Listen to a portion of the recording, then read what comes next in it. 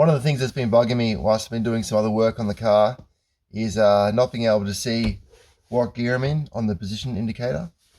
And that's because after the Ratchet install, I just didn't do anything to address that really. I just thought, oh, it'll be fine for now. I'll work it out later. But yeah, it is kind of annoying. It'll be even more annoying on the street too. So I thought I'm going to tackle this now and just get it done. Yeah, and see what comes of it. Now, I know you can go buy options straight out of the box. So Dakota Digital make a little sender unit that you can attach to your transmission, and then that will essentially talk to a little brain box, and the brain box will then trigger LEDs. Sure, you can buy that. It costs, a bit of money. It costs like $400. I have had thoughts that I could do it, maybe cheaper, and a bit different. Obviously, it's going to take a bit of my time, but so what? It's just my time. And I thought I'd share those learnings with you guys and see what I can come up with. All right, so this is what I have so far. I'll show you. So this is what it looks like after the Ratchet install. I'll just turn the lights on so you can see what. As you can see, all the positions are lit up and nothing changes, as you cycle through. So pop this cover off and start looking at some options. Turn it off for a second. Should also mention it's about 4 o'clock in the morning, so I'm not as sprightly as I normally am. A few ways I'm thinking of doing it. This and this both cycle through every position of the gears. This is that little threaded lug that you put the little arrow onto, that if I was running like, the factory cover that comes with this has a little sticker down the side and the arrow points to which gear you're in. So I could use that or that essentially to trigger something through all the gear range. And I'm also looking at this too. So these are the threads that bolt the cover on, the factory cover. So, I could make something that, a plate that goes over there as a little as a little frame for whatever I'm going to do. The only thing I've got to be mindful of is, there's not a lot of room under the console cover, and the cigarette lighter kind of is in there too, and the good old ashtray is actually deeper than you think in there, so there's not a lot of clearance, as you can see. I'm just winging it in there. So I've got a few things I've got to keep in mind. I'm lucky enough to work in an engineering business that does a lot of work with robotics, and I work in a team with some really smart dudes that playing with fancy gear all day, and we're always looking for different ways to do things, and a lot of the activities of work do rub off on my hobby with my car. And I'm feeling like, from what I've learned in other areas, a proximity switch would be really good here, providing I can get something small enough to do what I want it to do. And usually when you talk about custom electronics that are small, it's going to be expensive. And obviously I want to keep this thing as close to less than $100 as possible. Otherwise I should probably just go out and buy the Dakota thing. So yeah, that's going to be a challenge, but I'm going to go and do a bit of homework now, and hopefully I can come up with something that is economic. I jumped online to AliExpress and ordered a couple of proximity switches from there. Just took a while to get here, that's all.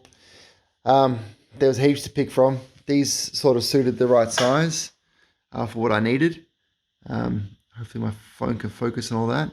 So this is the smaller of the two I picked. This is it's like 8mm wide, and this is the bigger, and this is 10mm wide. Again, it's difficult to show on the camera like that. I think this one has a 2mm working range, and this one has like a 3 or 3.5mm. So, you can detect things further away because it's obviously bigger and has a stronger sensor. But this one is more compact but has less of a range, which makes sense. So initially, obviously, I wanted to try and work with this one. And this is the idea, essentially. So this plate sits up against ratchet shifter, you know, where the where the cable clips onto the ratchet shifter. So, and this is it. And as you cycle through, it actually, you know, does like this sort of like arc, like this. And yeah, the idea is that so when it's in position 1, you know, it triggers this one, then you move, it goes click, moves the next one, and so forth. So yeah, that's the idea. It took a lot of trial and error. I'll get to the other two up there, but it was a bit of a bitch to work out. I tried with mass and it was too hard. At one stage, I was going to pull apart the whole shifter to try and get to try and measure the radius of the arc off like pro ratchet off the actual piece, but just involved me pulling the whole ratchet out again. I couldn't be bothered doing all that much work, so I ended up making sort of an open sort of template like this and using blue tack, and I sort of sat it, obviously it bolts to the bottom of the drop box, I should say. You know, so I sat it in there with blue tack, and I just kind of clicked it to the first one, moved it right till it was in the middle, then I kind of positioned them, so forth. I would have liked to have just gone vertically, so I could just adjust them all vertically, but the way that the arc happens, it's just not enough room.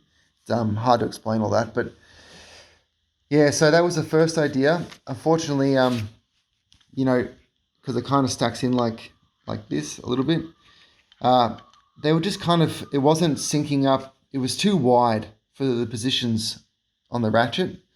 So I kind of had to ditch that idea, and I moved to the smaller ones with the other plate. And then it was just trial and error on the mill, I guess, a little bit. Because these are thinner, you know, it's got, you know, gaps between them. And took a while to sort of, you know, that one went there and then up and then back, whatever. And then once I finally nailed all the positions on the plate, I ended up with this. This is what it looks like, essentially. And as you can see, it has this like arc to it. This one here is the park position, neutral, reverse, gap, which I'm guessing is, if you had a 4-speed, I reckon the 4th would be in there. And then the other two there. So, and then I'm just literally M3s tapped through the sensor, and then, you know, they can slide, but now they're all locked in nicely. There's a little gap in the mill there, like a 1 mil gap of landing. So they're all sort of fine-tuned in their position to the plate. And that's it, really. So that sits up there, essentially. And, you know, this comes across, and this one hopefully triggers this one and so forth as it ratchets through the pattern. You know, it's obviously a lot easier too, because I don't have to make anything to trigger that. It just has this nice, you know, mild steel boss off there, which it can pick up easy. So one less thing to make, which is always good. The other thing too is that there's a bit of play in the shifter, and this, I'll put it back up, shouldn't have put it down. And the shifter can sort of, you know, move in and out a little bit with some play. And I'm worried that because this has to run like literally half a mil or a mil off, I'm worried that there's a chance that it could, you know, hit and damage the sensor. So I've got this really high wearing density plastic that is going to act as like a shield for it, so that, you know, if it does rub, it rubs against this and not against the actual delicate sensors. So, yeah, just a sort of insurance policy, if you will. All right, it's all back in and mocked up with the wear strip in place this time. And as I was saying before, you know, it's there because I'm just a little bit worried about the amount of play. So if I do this with the shifter, left and right, it's got quite a bit of clearance in the whole mechanism. And can you see how that clearance closes up and then opens? So, and that's not even pushing hard on this, that's just doing, you know, like that. So I was worried that there's a potential issue that you know, this little 10 mil you know, cable boss there may actually hit the proxy switch. So at least this little wear strip will help it slide to the next one if there is an issue there. And this test is just to make sure that the switch will still read the, metallic object through the plastic strip. Yeah, so I've just basically hooked up one LED to the cigarette lighter, just to quickly get an idea if this is going to work. And yeah, I'm not sure which one it is, so hopefully we'll find out as we go through. So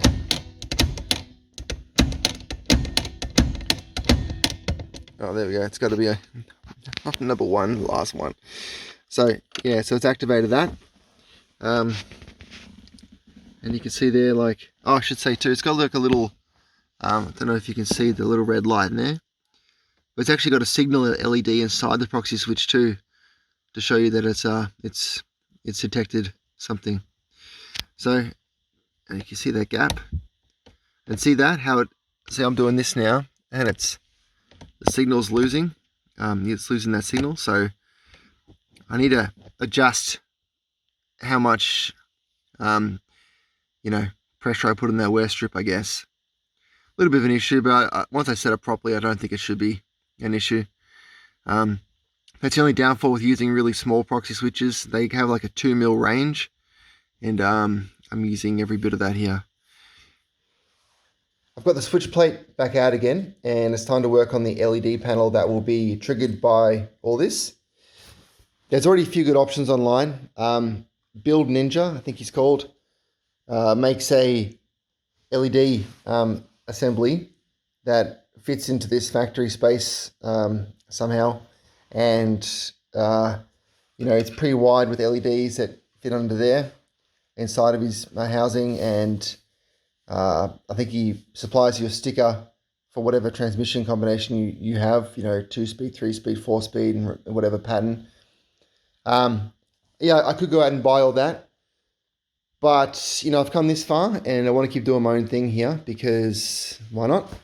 And I really like the look of the factory VP plate, and I just want to get my some LEDs to work with that really. The LEDs I found online were, I think there were 60 of them for $11. And they come pretty wide with a resistor to make them 12 volt reading, which is handy. That's them there. And, I'm going to run with the VP plate. This is VRVS, a bit later. Text looks a bit different too. This makes more sense because I've got a 3-speed and forward pattern, so 1, 2, 3, just don't light up the D, and the rest is as it is. But this one I think looks better, and as obviously was originally part of the car. I'm just going to use the D as my 3rd speed. So I'm going to essentially place some LEDs inside a little bit of balsa wood from my model aeroplane days, like that. I'm going to recess the LED into there, obviously behind the corresponding letters and numbers of this panel. So that's the plan there. I'm going to power the whole thing, or connect to power, I should say, via these plugs, which I got from Sydney Tools, or like $3 or $4 each. And originally I was going to plug or tap into the power from, where are we? From this light here. But I realized that light only gets power when you turn the headlights on, which then backlights all the numbers and letters.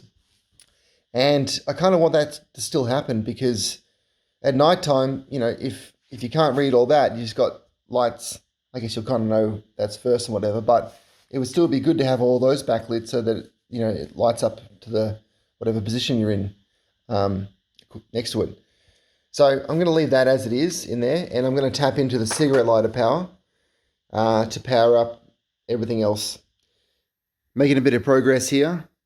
I put this back in its position, and I marked out the length of the wires, so it's going to snake around. This is where it's going to hook up to all the LEDs, and then it snakes around again to get power from the cigarette lighter. And what else have I done? So the LED housing came up all right. A little bit fiddly, but fine. The LEDs are recessed in there. And the plate, I don't know if you can see it, but it's kind of flush with the top of this. So the plate sits over there just nice. It gets a little bit close in here because where I've cut that slot out under there, there's the top plate for the shifter slides into there. So there's not a lot of room for the wires. That's why I've had to tuck them up and then run them out the front here.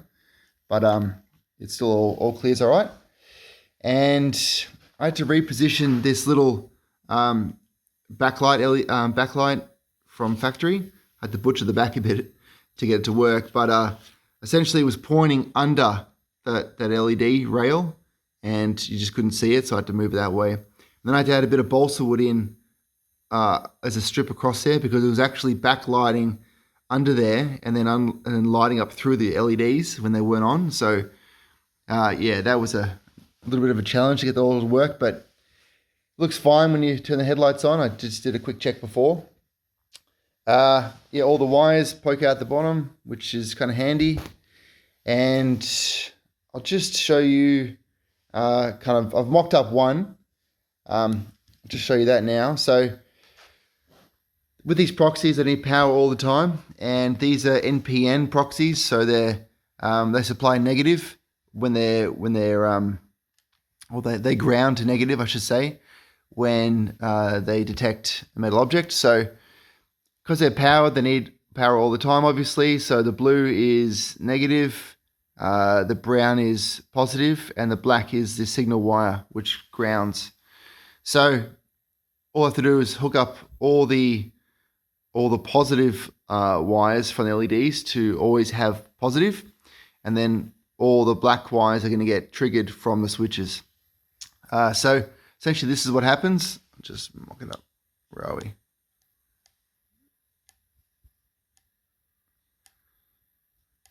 So that's working well. I should say too, I originally bought white LEDs, or warm white was what I thought. But when I turned them on, or did a test, they looked honestly as orange as that screwdriver end. So I couldn't stand it. So I had to jump online and buy these guys, which look a hell of a lot better. And I've used an old red LED for the reverse because it just makes more sense to have a red one there. So that changed.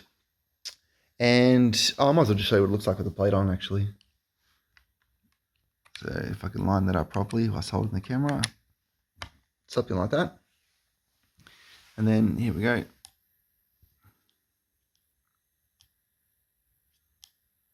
So yeah, like I think that looks all right.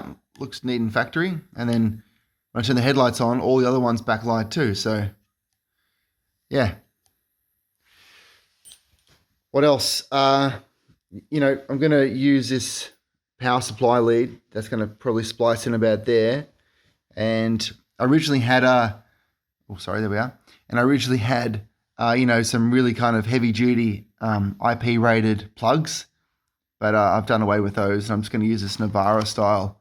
Well, Navara is just the brand, but this connector, which is pretty much the same as like, you know, an OEM fan or internal 12-volt plug. It's a lot smaller, it makes more sense. And I'm going to piggyback off the cigarette lighter. So essentially the car's loom, you know, plugs into this, which then powers the cigarette lighter. Because I don't want to chop the car's loom up, I'm going to piggyback off the cigarette lighter. So pretty much get some wires out of there. Then that's going to come out of the lighter like that. And then this is my power supply lead. And that's going to be, you know, that's kind of it. So I can disconnect it as I need. Just finished up all the wiring. Got some fiddly shit getting all that to work and look nice. But it's done now. And we'll just run through a quick little test. First, second, third, neutral. Where's reverse? There you are. Reverse. And park.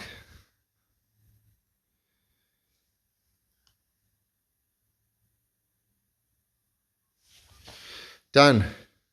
So I'm gonna let some heat shrink either end. I'm gonna try and wrap this around to make all that look tidy.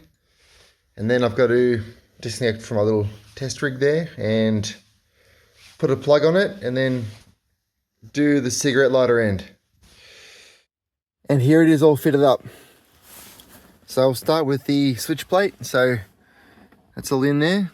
You could probably just see the cable mounting boss down there. And that's what triggers on all the sensors. And then the cable snakes under here into the LED panel. Which then the power lead exits under here. And finally into here into the cigarette lighter. I also did a cutout, a template out of cardboard for this, and then I painstakingly cut it out and filed it to what you see here. I just thought it looked a lot better than having a big gap in between here. On my previous video, I had some stick-on like brush fabric to sort of hide the big gap in there, but I think it's gonna look a lot better. It was a pain in the ass to do, and I was surprised to see how much clearance it actually needs, you know, for the ratchet to actually actuate, and likewise with the lockout. But yeah, I think it'll work all right. So the ratchet itself, so as you can see, works like anything else. Just a lockout. Yeah, works well, looks all right. I'll just show you down here too, so you can see the relationship between the lights coming on and the sensor. So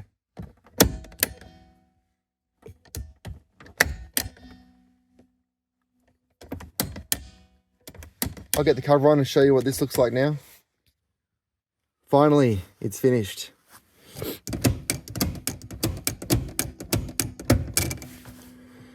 Yeah, you know, it took ages to get all this to work. And really happy with the way it's all come out. You know, from everything from just a simple thing of where I put that plate, you know, if I put it any further this way towards the passenger seat, I wouldn't be able to get the ashtray to fit back in. So, you know, all those little things I had to work through to get it to work with the factory setup was just more than I expected. And, you know, even down to this ratchet gate I had to painstakingly cut out. I think it looks heaps better. Heaps better than what I did on the previous video.